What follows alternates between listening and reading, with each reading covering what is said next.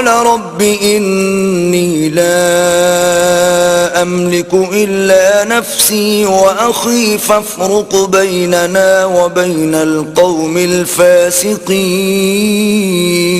موسیٰ نے اللہ سے التجا کی کہ پروردگار میں اپنے اور اپنے بھائی کے سوا اور کسی پر اختیار نہیں رکھتا، تو ہم میں اور ان نافرمان لوگوں میں جدائی کر دے. قال فإنها محرمة عليهم 40 سنة يتيهون في الأرض فلا تأس على القوم الفاسقين. اللہ نے فرمایا کہ وہ ملک ان پر 40 برس تک کے لیے حرام کر دیا گیا کہ وہاں جانے نہ پائیں گے اور جنگل کی زمین میں سرگرداں پھرتے رہیں گے، تو ان نافرمان لوگوں کے حال پر افسوس نہ کرو. وَاتْلُ عَلَيْهِمْ نَبَأَ ابْنَيْ آدَمَ بِالْحَقِّ إِذْ قَرَّبَا قُرْبَانًا فَتُقُبِّلَ مِنْ أَحَدِهِمَا وَلَمْ يُتَقَبَّلْ مِنَ الْآخَرِ قَالَ لَأَقْتُلَنَّكَ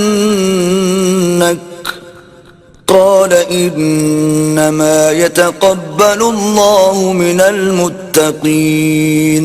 اور اے محمد صلی اللہ علیہ وآلہ وسلم ان کو آدم کے 2 بیٹوں حابیل اور قابیل کے حالات جو بالکل سچے ہیں پڑھ کر سنا دو کہ جب ان دونوں نے اللہ کی جناب میں کچھ نیازیں چڑھائیں تو ایک کی نیاز تو قبول ہو گئی اور دوسرے کی نیاز قبول نہ ہوئی. تب قابیل حابیل سے کہنے لگا کہ میں تجھے قتل کر دوں گا. اس نے کہا کہ اللہ پرہیزگاروں ہی کی نیاز قبول فرماتا ہے. لئن بسطت إلي يدك لتقتلني ما أنا بباسط يدي إليك لأقتلك إني أخاف الله رب العالمين. اور اگر تو مجھے قتل کرنے کے لیے مجھ پر ہاتھ چلائے گا تو میں تجھ کو قتل کرنے کے لیے تجھ پر ہاتھ نہیں چلاؤں گا، مجھے تو اللہ رب العالمین سے ڈر لگتا ہے. انی اريد ان تبوء باسمی واسمک فتکون من اصحاب النار وذلك جزاء